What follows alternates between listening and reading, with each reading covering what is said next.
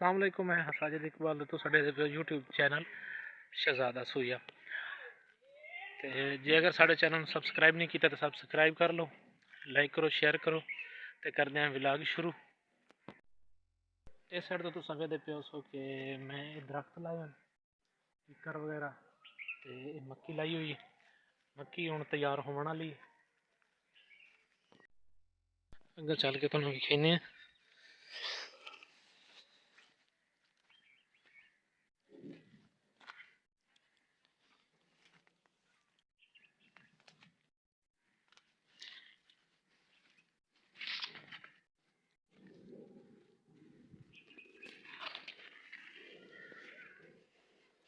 मक्की हुण माशाअल्लाह तैयार है। बस तकरीबन 10-15 दिन देर है। और इस साइड तो मैं लाया वड्डे दरख्त हैं, तो ये हुण छोटे इस साइड ते छोटे हुण लाए थोड़े दिन हुए।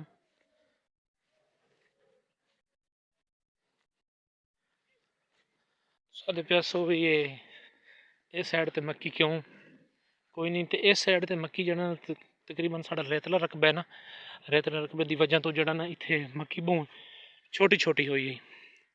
इस साइड तो मैं बटवा दी है कि इस छली सही नहीं लगती है। ते बाकी ये पिछू ठीक है, वो मैं खड़ी रवन दी है। इस साइड तो शतूत लगियां, ते अगे अगे लगियां टालियां।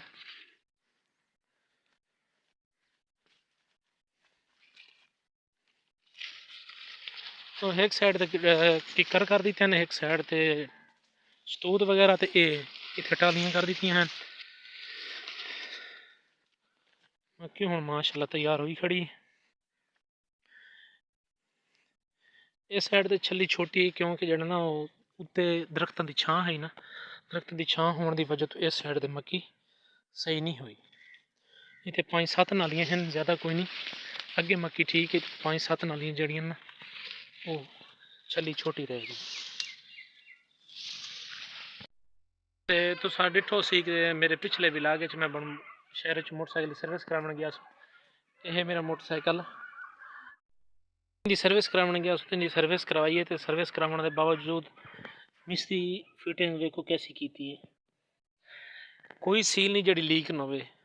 2-3 सीलों उन्हें वो भी लीक कर दी थी, सही फिटिंग नहीं की थी। ते बाकी कोई चलने च मज़ा कोई नहीं।